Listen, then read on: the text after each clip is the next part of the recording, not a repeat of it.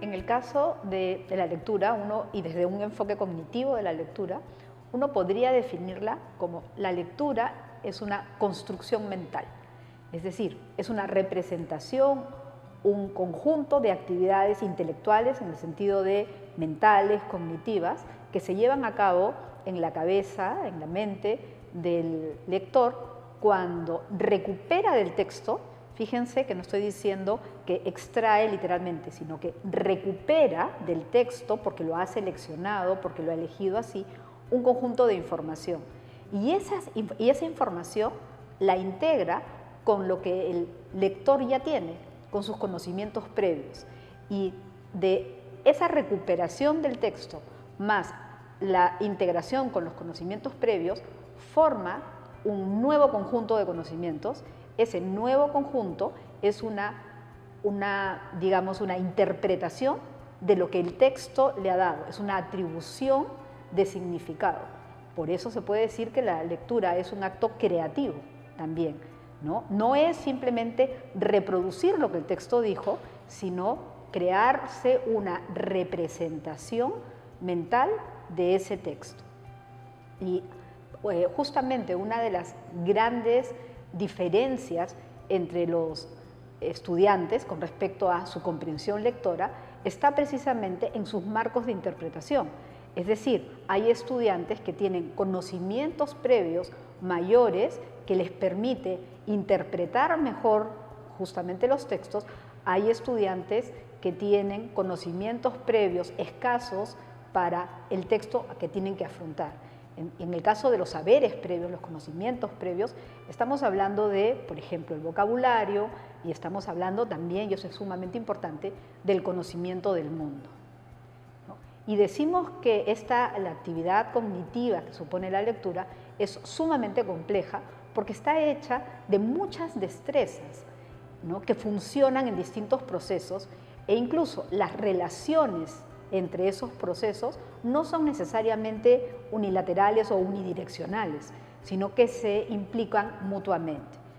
En ese conjunto de habilidades, características, destrezas que supone el acto cognitivo de leer, podríamos también clasificarlas o agruparlas en 4.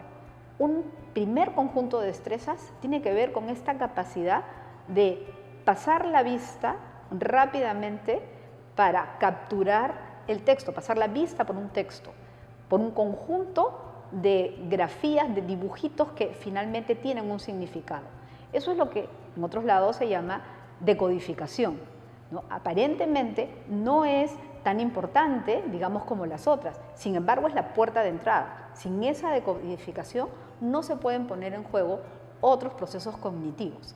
Y esa decodificación, si llega a ser automática, es muy conveniente para el lector. ¿Por qué? Porque entonces no tiene que dedicar esfuerzo, atención a ese proceso que ya está automatizado y puede dedicarse a los otros procesos que son de orden superior. Entonces, además de la decodificación, lo otro que también es bien importante es lo que podríamos llamar la base textual misma. El lector tiene que ser capaz de descifrar los significados, las frases, las oraciones de aquello que lee. Para eso necesita claramente saberes previos, por ejemplo, vocabulario para enfrentarse a ese léxico que se le propone, conocimiento de estructuras morfológicas y gramaticales, pero allí no queda el proceso, porque allí solamente recuperas la información literal que el texto trae. Hay que pasar por un tercer proceso, digamos, que tiene que ver con la interpretación no solamente de lo que el texto dice, sino también de lo que el texto no dice, o lo que el texto implica, o hacer inferencias, anticipaciones de lo que vendrá, y allí es cuando formas una idea del sentido global, de las implicancias global del texto en su totalidad. Para ello también es sumamente importante lo que mencionábamos, que es el conocimiento del mundo, la familiaridad con el tema. Y tiene que ver también con el modelo, así se llama, modelo de situación que uno organiza en su cabeza para afrontar un texto. Es como si dijéramos cuál es la película que te haces en la mente con respecto a la lectura que en ese momento estás afrontando. Y el cuarto grupo de procesos, de actividades cognitivas, es sumamente importante también porque es muy estratégico y tiene que ver con la metacognición, tiene que ver con las estrategias que uno tiene, que el lector tiene, para reparar un vacío de información, para recuperar algo que no se leyó adecuadamente, para regresar y cambiar una hipótesis inicial acerca de lo que la lectura traía. Entonces, los procesos de decodificación, de recuperación de la base textual, de interpretación, inferencias y también los procesos metacognitivos y estratégicos son sumamente importantes y todos se relacionan y se implican de una manera muy dinámica, ¿no? Entonces uno no puede decir que son procesos uno tras otro o que la lectura se mide como en niveles y en capas, ¿no? Porque son procesos muy activos. Incluso la activación de los saberes previos se va dando conforme uno va leyendo. Entonces, repito, es un proceso muy activo, es complejo, es dinámico, ¿no? Entonces, en ese sentido, si uno quiere ser mediador de la lectura, si uno es un docente a cargo de la lectura, no estoy hablando solo de los docentes de comunicación, sino que si uno está trabajando en el aula un texto de sociales, por ejemplo, es sumamente importante saber que, por ejemplo, por lo menos lo mínimo del proceso cognitivo, que es, hay un conjunto de saberes previos, hay elementos nuevos que trae la lectura y va a haber una integración. Es importante saberlo porque el docente, el mediador, tiene que estar preparado justamente para proveer todos aquellos vacíos que le puedan permitir al estudiante justamente lograr la interpretación del texto. Entonces, es importante que el mediador conozca los elementos mínimos de lo que es un proceso cognitivo lector.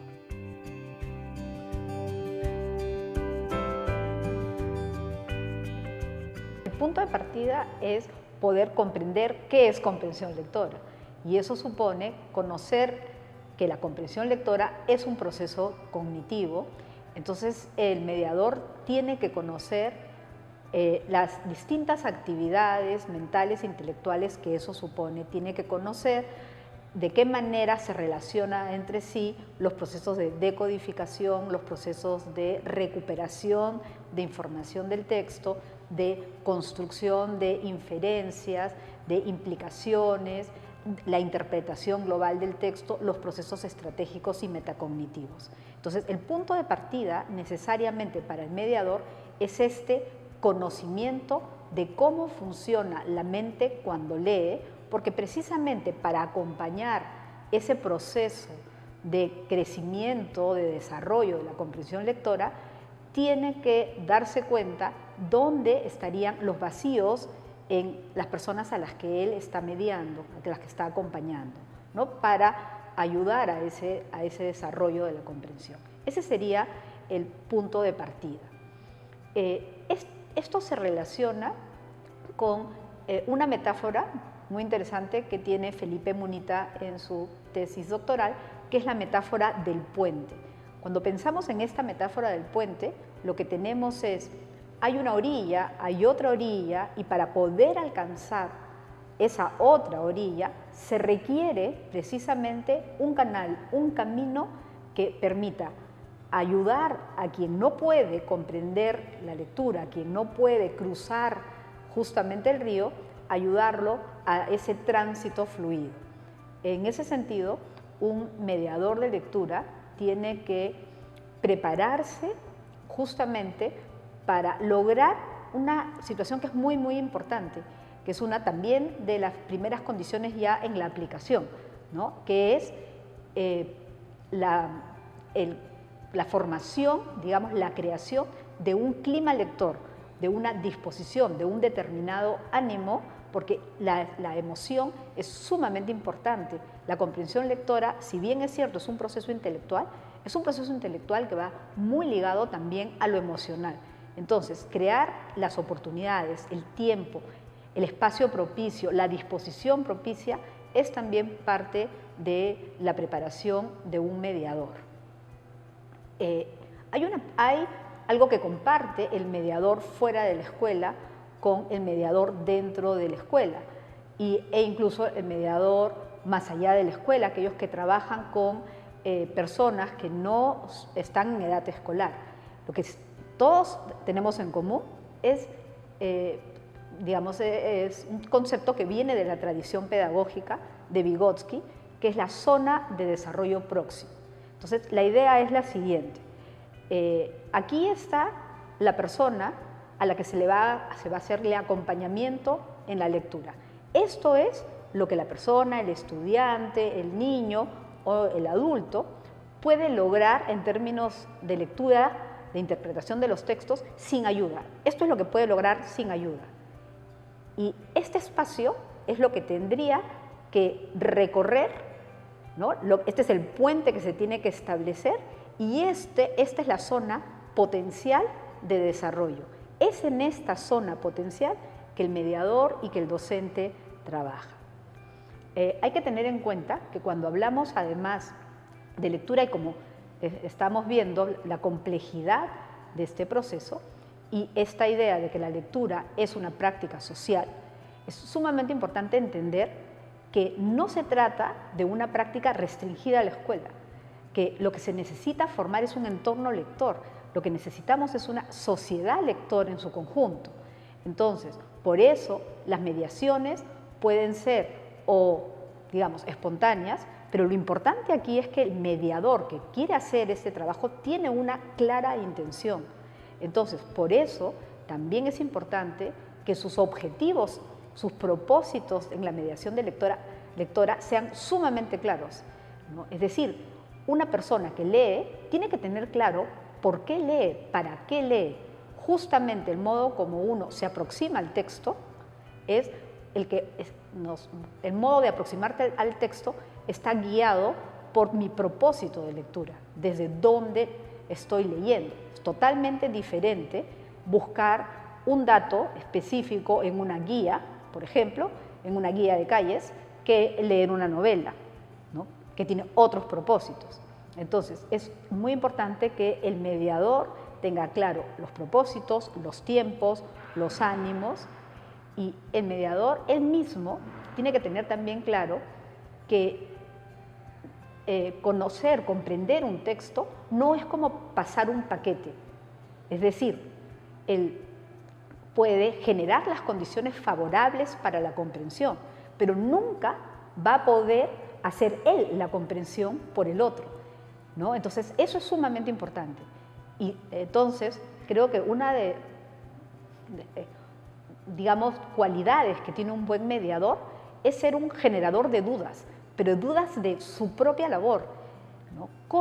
¿En qué medida esto es enseñable? ¿Cómo hago para transmitir esta emoción, transmitir este entusiasmo o transmitir esta interpretación sin yo interpretarlo por el otro, ¿no? Entonces, en ese sentido, justamente una de las actividades más potentes de la mediación están en el diálogo intersubjetivo, ¿no? Porque de lo que se trata, y eso en relación con la zona de desarrollo próximo, es precisamente generar estos espacios de construcción colectiva de significado, de negociación de significado, de interponer sobre la mesa interpretaciones distintas, por ejemplo, acerca de un texto, ¿no?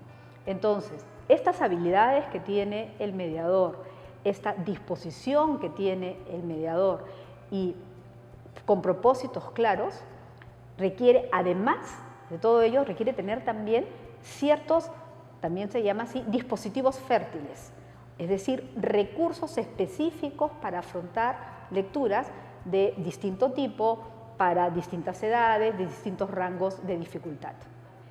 Es decir, se requieren ciertas estrategias más didácticas, más pedagógicas para acompañar la lectura. Por ejemplo, esquemas, mapas mentales, ayudar específicamente a alguien a recuperar un dato puntual que no encuentra, o, por ejemplo, hacer esquemas jerárquicos de ideas, o ejercicios para encontrar una idea principal apoyadas con ideas secundarias, aquello que se dé cuenta que no tiene la persona a la que está acompañando y que el texto requiere, y justamente para poder hacer ese vínculo tipo puente del que hablábamos. Y una sugerencia muy importante para los mediadores es que escojan o que proporcionen textos resistentes al diente. Con textos resistentes al diente me refiero a textos que no sean ni duros, que sean comestibles, pero por otro lado que no sean unas papillas para niños desdentados, sino que les proporcionen a las personas acompañadas por los mediadores, les proporcionen suficiente densidad, ¿no? Que sean textos ricos, que sean textos nutritivos, porque finalmente uno va a poner en juego, de todas maneras, así cuando uno come, pone en juego de todas maneras movimiento de la mandíbula, la salivación, bueno, mejor que eso sea con comida nutritiva que con comida chatarra. Lo mismo, de manera analógica, ocurre con los textos. De todas maneras, se van a poner en juego procesos de decodificación, de todas maneras inferencia, de todas maneras procesos de interpretación, mejor que sea con aquellos textos que nos dejan pensando, ¿no? ¿Y esto cómo sería? ¿Y esto también? ¿Cómo lo vinculo con mi experiencia personal? Etcétera. Y en el caso específico de los mediadores, de adolescentes o de adultos, yo les diría que no le tengan miedo a los textos que te dejan en la incertidumbre, porque esos textos, esos que te hacen dudar, esos que te hacen reflexionar, que regresan a tu mente una y otra vez, son precisamente los por los que vale la pena acompañar en la lectura.